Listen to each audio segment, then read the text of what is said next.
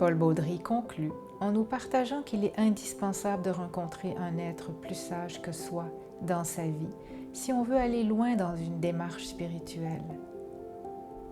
Être en présence de quelqu'un qui est porteur d'un niveau élevé de pureté d'amour produit une réaction transformatrice. Une telle rencontre orchestrée par les âmes est extrêmement précieuse et puissante, car c'est toujours une présence aimante et lumineuse qui ouvre les cœurs.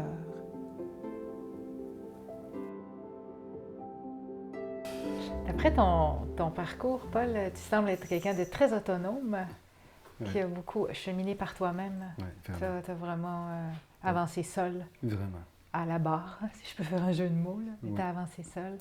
Par contre, mais en même temps, ce que j'entends, c'est que tu as rencontré, à un moment donné, sur ton parcours, tu as fait la rencontre avec un être que tu dis plus sage que toi ou avec porteur d'une sagesse qui a créé un grand virage dans ta vie.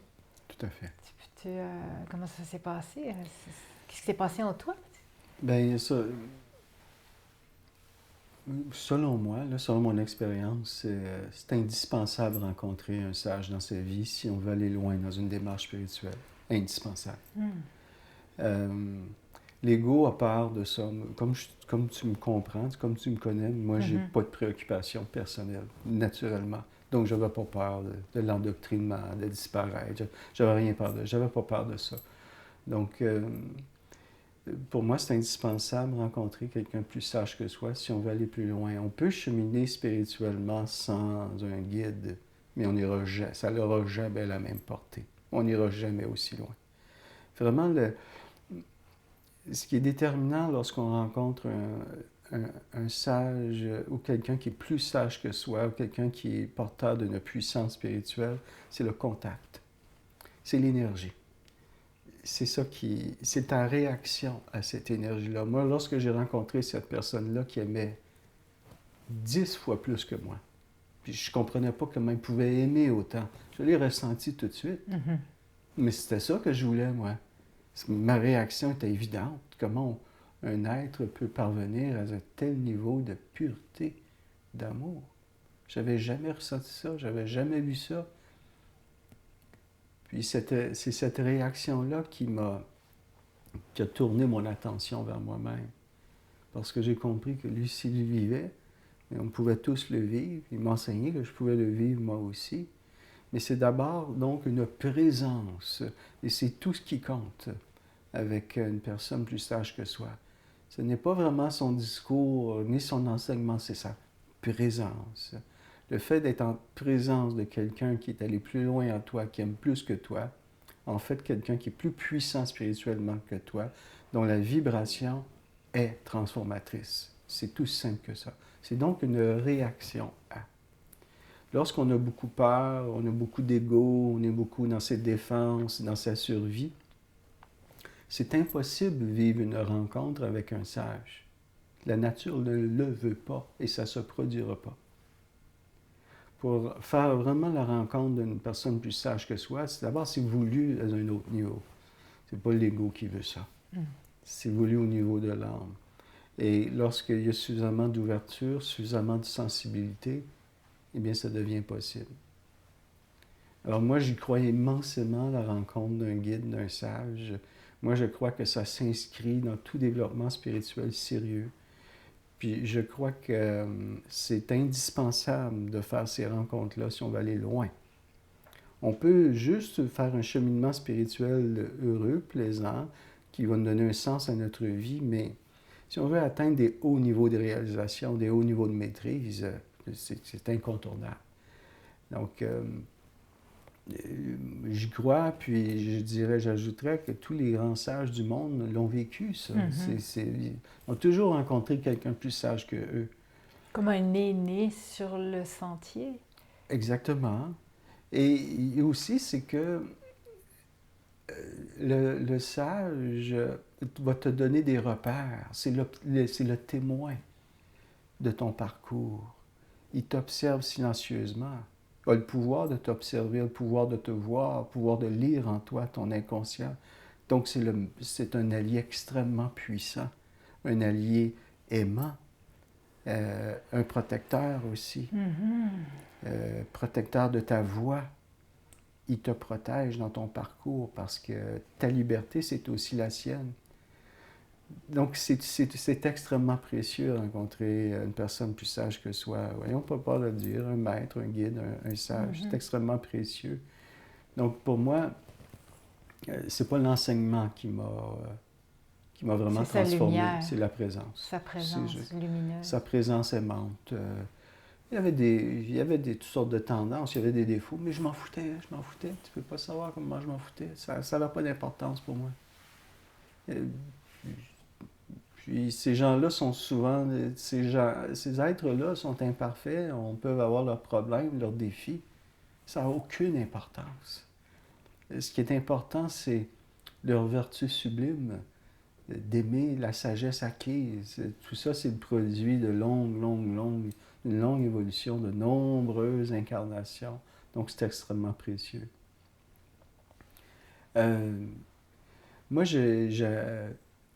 j'abonde beaucoup dans le sens de Arnaud Desjardins, que probablement tu connais, là, qui est décédé maintenant, qui a quitté son corps. Lui, quand il parle de ses rencontres, c'est comme si je me sentais en lui.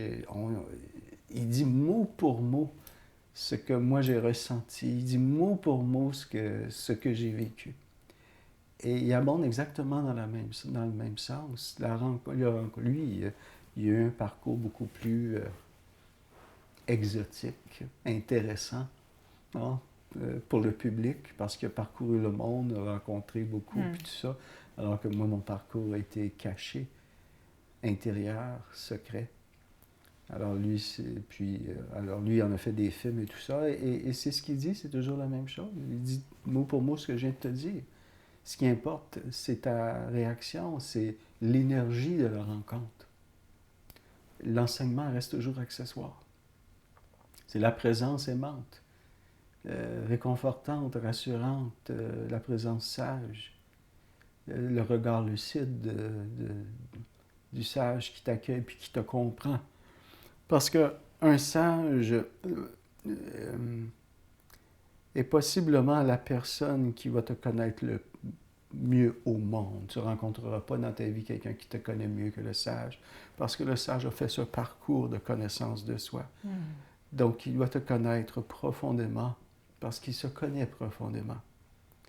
Aussi, cette rencontre énergétique, elle est tellement puissante, elle est tellement importante dans l'évolution d'un être qu'elle est, moi, que je considère plus importante qu'un mariage.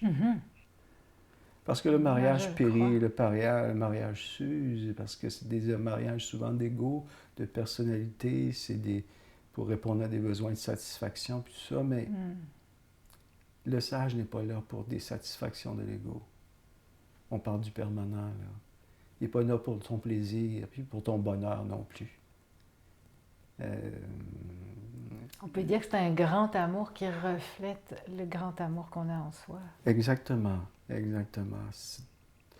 Donc, pour moi, la rencontre du sage, ça a été une immense guérison. Ça a été une bénédiction. Le ciel s'est ouvert carrément quand j'ai rencontré cette personne-là. C'est une rencontre d'âme. Je dirais. C'est un rendez-vous. Oui. Ouais, j'en ai réagi beaucoup, j'en ai pleuré longtemps. Ému par cette rencontre-là, touché profondément. Ma purification s'est amorcée en cette seule présence-là. Mon cœur, le cœur s'ouvre quand tu es en présence d'un sage. Tu es assis là, tu es avec lui, tu l'entends, puis quelque chose qui s'ouvre en toi sans que tu fasses rien. C'est la présence. La présence aimante, lumineuse, qui produit ça. Alors je ressentais ça, mais je trouvais ça magique, je trouvais ça extraordinaire.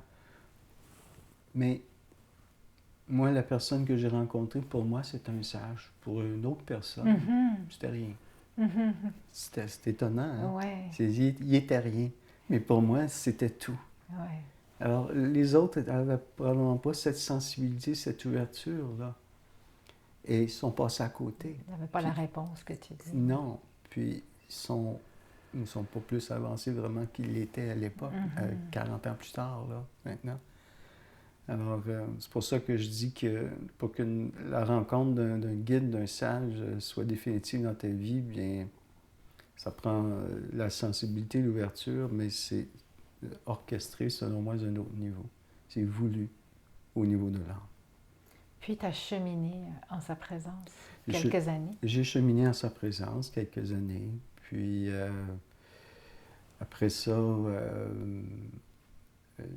j'ai pris mon envol seul. C'est encore une autre étape. C'est une autre étape, parce que l'appel à l'introspection, à la méditation était immense, que T'as gardé ton... Oui, j'ai gardé mes distances. Il y a eu d'autres événements là, qui se sont produits pour m'inviter à me retirer de ces activités. Puis, il y a aussi que j'étais rendu à un niveau que ça ne me nourrissait plus. Je devais vraiment... on devait vraiment prendre des chemins différents. Pour aller plus loin. Pour aller plus loin, oui. Si je peux me permettre de faire un parallèle, peut-être c'est pas lié, mais souvent on fait un bout dans un monastère ou dans un ashram, puis à un moment donné, on stagne, ou si on veut aller plus loin, ben, on doit sortir. C'est vrai. On peut dire ça comme ça. Sortir un peu de... C'est peut-être pour ça. C'est des étapes? Oui. Oui. C'est une façon de voir les choses. Ça démontre vraiment qu'il n'y a pas de fin, hein? Sur le chemin. Non, c'est ça. C'est grand, un cœur, hein? Un cœur comme ça. En tout cas, là, je garde beaucoup de tout ce que tu nous as partagé. Deux choses, c'est l'immensité et le focus. C'est un peu les deux choses qui ressortent énormément. L'immensité, l'infini et le focus. Ben, tu le soulignes, ça doit être ça. Tu sais qu'on ne se voit pas vraiment. Hein? Là, je te parle de mon expérience, puis ben, je le vois un petit peu avec toi, mais je ne me rendais pas compte. On ne sait pas qui on est vraiment. Ben, en fait, je cherche... On ne connaît pas vraiment nos qualités. Oui, c'est ça. Ben, en t'interviewant, je cherche un modèle ou des points de repère, tu sais, puis ce qui résonne en moi ou ce qui demeure déjà, c'est vraiment que on a un projet, on focus, mais on ouvre tout, tu sais, c'est qu'on est dans l'immensité. Toutes les possibilités, c'est très à la mode en ce moment, on dit ça, là. Tout est possible. Ben, tu sais, en te parlant comme ça, il y a quelque chose que je vois que j'ai depuis que je suis jeune, c'est que c'est drôle ce que je vais dire, mais je déteste perdre. C'est drôle, hein, de dire ça. Ah, ben, je comprends. Je perds pas, moi, dans la vie. Je gagne tout le temps. Mais c'est paradoxal, parce qu'en même temps, quand tu te résignes... Je gagne. Oui, c'est ça, c'est la perception qui change. Oui, c'est perdre. Pour l'ego, c'est ça. Perdre, c'est gagner. C'est-à-dire que je fasse un sport, mettons, c'est plaisant, mais je m'en vais pas là pour juste m'amuser. Tu sais, je veux gagner. Si j'ai un projet quelconque, ben, il faut que ça marche, il faut que ça ait du bon sens. Ça doit aboutir sur un succès. Ce que je veux entreprendre doit aboutir sur un succès, sans ça, je ne l'entreprends pas. Donc, c'est peut-être un peu ça que tu dis, comme quand tu parles du focus, là. Oui. Le déterminisme, là. Oui, c'est ça, t'as ça. Oui, c'est là, ça. Puis c'était tout le temps là. Donc, ça prend à la fois de l'aspiration et de l'ambition, mais c'est pas le bon mot, ambition. Non. Il n'y a pas d'ambition. Non, il n'y a pas d'ambition. Mais il y a c'est une détermination, une rigueur, une constance. Une constance, exactement. Mais je pense que tu as bien résumé, c'est c'est la focalisation. Oui. Tu gardes le cap, puis tu donnes toujours la même direction. Tu es fatigué, tu continues. Ça ne te tente pas, tu continues. Tu ne te poses pas la question. Je pense que tu as bien résumé. Là, ça doit être ça, une focalisation, un déterminisme. Puis, quand tu es sur l'océan, par curiosité, il y a une tempête qui arrive, là. Tu gardes le cap. Est-ce que tu peux la détourner? Non, tu traverses? Ben, si tu es obligé de traverser, c'est la nature qui est plus forte que Donc, toi. tu traverses la tempête. Ouais, mais moi, je fais pas des parcours Ouais. océaniques, là, mais pour faire une image, image. tu t'adaptes. Tu t'adaptes, tu t'assouplis, tu te soumets. Et puis tu composes avec ton intelligence, ta sagesse, puis tu protèges pour traverser les éléments en furie. Donc, c'est un peu comme des épreuves de la vie. C'est vraiment les paradoxes. Accepter de mourir et continuer de vivre. Pour vivre, il faut être capable de mourir à soi. Ouais. Pour avoir du succès, il faut être capable de renoncer aux acquis. Pour aller vers quelque chose de plus grand, il faut abandonner quelque chose de plus limité. C'est ça. Oui, c'est ce qui apparaît comme des paradoxes finalement, mais ils sont